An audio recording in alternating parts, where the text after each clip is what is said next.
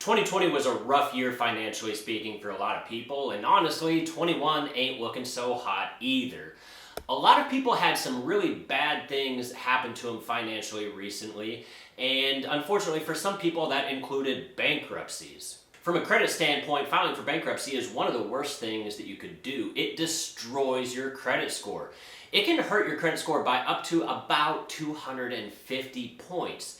And depending on what type of bankruptcy you filed, that's going to stay on your credit report for between 7 to 10 years. This is killer for your credit report. And you would think that something this major would be pretty much impossible to actually get removed off of your credit report early. But ironically, that's not the case. Hi everyone, my name's Ben, and this channel is dedicated to all things personal finance, helping you earn more, spend less, and invest the difference. Now, I know I've been doing a lot of credit repair videos lately. I'm not specifically a credit repair channel, but I realized that a lot of people had some bad things happen to them. So we got to take care of this credit stuff that was caused by all this pandemic nonsense before we can move on to the promised land of saving and investing and getting ready for retirement, or just otherwise living the kind of financial free lifestyle that we all deserve. Now, when it comes to bankruptcies, the first thing is we got to understand how these items get on your credit report in the first place. Now, unlike a lot of your items on your credit report, like if you had a Wells Fargo credit card and you're not paying that bill like you're supposed to, in that case, Wells Fargo is going to reach out to the different credit bureaus and they're going to say, hey, this dude over here, he ain't doing what he's supposed to be doing. He ain't paying us. And so the credit bureaus are going to make a note in their system and they're going to ding your credit score. But that's not the case with a bankruptcy. Wells Fargo isn't reaching out to the credit bureau saying, hey, we had this debt and now the bankruptcy court is dismissing it. Wells Fargo isn't reaching out. And in fact, nobody is reaching out. Bankruptcy is nothing more than a court procedure, and the court system, they're not reporting to the credit bureaus. In fact, they can't report to the credit bureaus under the rules of the FCRA. So what happens is these court rulings, they're all public records, right? Anything in the legal system is public records. So what happens is there's a website called PACER, and PACER is just an acronym. It stands for Public Access to Court Electronic Records. And this is where all of the details of all of the different court cases are kept. And what happens is there is third-party data providers that go in and they just snoop around in PACER for any kind of juicy bits of information. And then they're like, ooh, man, we see this guy over here, he just had a bankruptcy. And then they turn over to the credit bureaus and they're like, hey, Mr. Credit Bureau, I got some juicy information I'll sell you. And that's what they do. The credit bureaus actually buy that information from these third-party data providers. How crazy is that? These guys are snitching on you. And you know what they say? Snitches get stitches. But here's the whole thing that we have to keep in mind when these third-party data providers are reporting this stuff is it originally came from a public access website. Literally anyone can log into PACER and see these court records. So what kind of information can be in a truly public domain like PACER? Well, I'll give you a hint of what you can't have in a public domain, and that's your full social security number. In fact, PACER only lists the last 4 digits of your social. It doesn't list the whole social. So how does the credit bureau know that that was actually you that filed for bankruptcy and not just some other random person that shares the same last name and the same last 4 of your social? Remember, the onus is on the credit bureaus to prove that it's you. It's almost like the civilian court of law, right? You're innocent until proven guilty. Same thing applies in the world of credit. The credit bureau has to prove that that was you. Having the same last 4 of a social is not proof that that was you. All right, so now that we've got that background information out of the way, it's time to actually get these items removed off of our credit report. So the first thing that we got to do is, honestly, we're just going to get a copy of the credit report from all 3 of the major credit bureaus, Experian, TransUnion, and Equifax. All right, so just go ahead and print that out. Keep it for later. We're going to get back to it, all right? And then what we're going to want to do is we're going to want to freeze all of these third-party data providers that seem to be ratting us out to the credit bureaus. 9 times out of 10, it's going to be LexisNexis, so start by freezing them. Go ahead and freeze all of the third-party data providers, but specifically you want to make sure you hit LexisNexis. If you're interested in more information on all of this stuff, be sure to watch this video right here. Once you're done watching this video, it'll give you more hints and tips about freezing these accounts. Once those third-party data providers are frozen out, it's time to clean up the personal information section on your credit report. So pull out those 3 different credit reports that you printed out earlier and just look at the top section. It should have all of your personal information. So things like your name, your addresses, telephone number, work history, all that kind of stuff, right? So you want to get rid of 99% of that stuff. There should only be one name, one address, one telephone number, one place of employment. Now, if you've moved around the country a lot, it'll have all of your previous addresses listed up there as well. We want to get rid of everything that is not current, your current address. Specifically, what we're actually trying to do is we're trying to distance ourselves from the address that you had when you filed bankruptcy. So hopefully you've already moved from when you filed for bankruptcy, but if you haven't, it's time to move, or at least fake it. If you haven't already moved, you have the same address that you filed bankruptcy from, go down and get a P.O. box. Open up a P.O. box down at the post office and then start updating all of your accounts to that address. Go through and look at all of the other accounts that are reporting to the credit bureaus. Any kind of credit cards you got, your mortgage, whatever it is that you got, update all of those records to show that the P.O. box is your address, not your actual physical address. You want everything going to this P.O. box. And the reason why you want to update all of these other accounts, like your existing credit cards and all that kind of stuff, is when you go to try to remove all of these old addresses off of your credit report, they're typically not going to want to remove any address that is tied to an active account. So if your credit card, if Wells Fargo says that you live at 123 Main Street, then they're not going to remove 123 Main Street as an address. All right, that's why you want to get this P.O. box and update Wells Fargo. Now, this process right here might take a month or a little bit over a month in and of itself, all right, because credit cards only report to the credit bureaus once a month. So this process may take just a little bit of time, but trust me, it is worth it. Once all of your accounts on your credit report are showing this new P.O. box, remove that old address from your credit report that was associated with this bankruptcy. And this is really easy, honestly. All you got to do is write each of the 3 different credit bureaus a letter saying, hey, all of these addresses are incorrect. Please remove them from my credit report. It really is that easy to get addresses removed. The key is that you can't have any current accounts showing that old address as being your current address. That's why we got to update all of those accounts first and then ask the credit bureaus to remove these addresses. Now you might be asking yourself, what's the big deal about removing all of these addresses in the first place? Well, when you're disputing your actual bankruptcy, when we get to that point, they're not putting Sherlock Holmes on the case, right? Like, they're not sending out a detective and doing investigative research and trying to, see and prove that this person that filed bankruptcy was actually you. They're just trying to link you to this bankruptcy in some way, shape, or form. And as long as they can come up with some kind of a link between the two of you, then that bankruptcy is verified. That's what we want to avoid. So how do we avoid that stuff? We just distance ourselves from all of that information that was listed in our bankruptcy file, right? Like, they already don't have our full social. We already established that they don't have our social. So how else could they link you as a person to this bankruptcy? Well, if the bankruptcy papers say that you lived at 123 Main Street and this Wells Fargo credit card that is yours also lists you at 123 Main Street, like it's one of your old addresses in your credit report, well, now they've just linked you to this bankruptcy case. So that's why we want to get rid of all of this stuff. We want to eliminate your digital footprint. It's like when you're watching a good spy movie and the good guys are, looking through their FBI database, they're trying to find the bad guy, and they're like, we can't find him. This guy doesn't exist.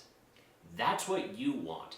You want to not exist in any of their records, because if they can't match you up with what's in this bankruptcy file, then they can't verify it. They cannot prove beyond a reasonable shadow of a doubt that that person that filed bankruptcy was actually you. And if they can't prove that it was you, they have to remove it from your credit report. All right, so once the address that's associated with that bankruptcy has been removed off of your credit report, it's time to actually send out a dispute letter to all 3 of the credit bureaus and dispute the actual bankruptcy.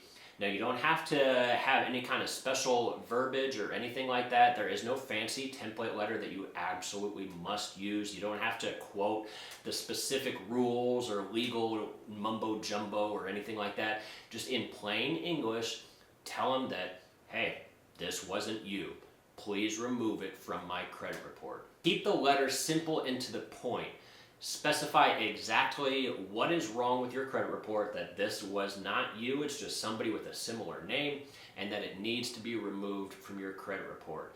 Now, there's, like I said, nothing specific that has to be in this letter, because I'm going to be real with you guys, nobody reads this letter. Not a single human at the credit bureau is actually going to read this stuff. It all gets scanned into a computer system, and machine learning will read your letter and decipher what it is that you're wanting. So keep the letter nice and simple. Now, at this point, one of 2 things is going to happen. Either they're going to remove your bankruptcy from your credit report entirely, in which case, congratulations, you're done. Or they're going to come back and say that it was verified and therefore it will stay on your account. All right, so if it was verified, that's not the end of the world. We're still going to get this sucker removed. It's just going to take us an extra step or 2, all right? So if it comes back as being verified, what you're going to do is you're going to send those credit bureaus another letter, and you're just going to ask them, all right, how was this verified? Tell me what procedure that you used in order to actually verify all of this information. By law, these credit bureaus only have 15 days to provide you the method of verification that they use to supposedly verify these bankruptcy proceedings on your credit report. So go ahead and shoot that letter off and ask them for how they verified all of this stuff. And I guess I should mention at this point that you don't want to dispute any of this stuff online or over the phone. Everything should be done certified mail USPS. Reason being is twofold. First, the credit bureaus only have a certain amount of time to comply with your actions, and if they don't comply in accordance with FCRA rules, you can actually turn around and sue them and get monetary damages for them jerking you around and not doing what they're supposed to do. So that's reason number 1 why you want to do USPS certified mail, is because it time stamps when they receive it. So if you just keep a copy of that, you can go to small claims court and be like, hey, look, judge, they got my letter on this date, and now it's been over the allotted period of time. They still haven't done what they're supposed to. It's an easy case in small claims court. You don't need a lawyer or anything like that. And the second reason, though, that you want to do this by certified mail is you want a hard copy of their response to how they verified this account. If they just tell you over the phone, like you disputed over the phone, and be like, hey, we disputed it and we verified it by XYZ, then unfortunately you have no way to prove that in the future that, hey, you said it was XYZ that you verified it. You need something in writing. If it's not in writing, it didn't happen. So what they're going to do is they're going to send you another letter back in writing, so you can prove it later, of how they verified these accounts. Now, realistically, they only got 2 options, all right? 9 times out of 10, they're going to tell you that they verified it with the courts or some derivation thereof. They verified it with the magistrate, or they verified it with the public records, or I don't know, whatever they want to claim it as. Or they're going to say that they verified it using this third-party data provider, maybe LexisNexis. All right, so of the 2 options, Like I said, most times they're going to say that the court verified these records. And this is a super simple fix, all right, guys? So at this point, you can either go down to the courthouse in person, or maybe just send them a self-addressed stamped envelope with a letter explaining what you want done. But basically, you're going to go down and you're going to ask them, hey, do you guys verify information to the credit bureaus? Because I have a bankruptcy showing on my credit report, and they're saying that you guys verified this information. Do you guys verify information to credit bureaus? And remember, the answer is no, they don't. According to FCRA rules, they can't. They don't verify this information to anyone. So if you went down in person, have them print out a letter, something to that effect that, nope, we don't verify this stuff to the credit bureaus, and just have them print that out on their, letterhead or whatever. Or if you mailed the letter, they'll, attach it in with this self-addressed stamped envelope that you had sent.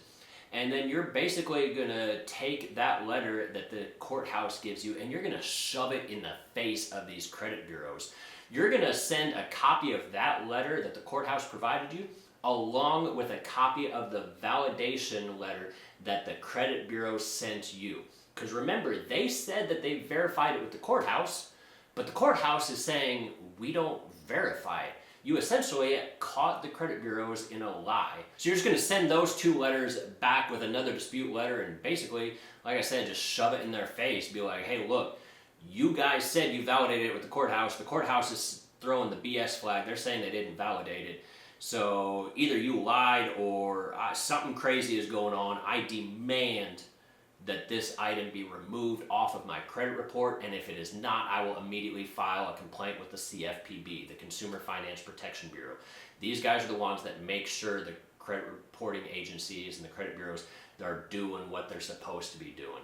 And at that point, you've pretty well caught them in a lie. They realistically don't have a whole lot of choice in order to remove this item or not. They're basically stuck at this point, and this bankruptcy should be removed off of your credit report. And like I said, if it's not, for whatever reason, if they still are giving you pushback, then go ahead and file that report with the CFPB and send them the exact same stuff that you sent the credit bureau.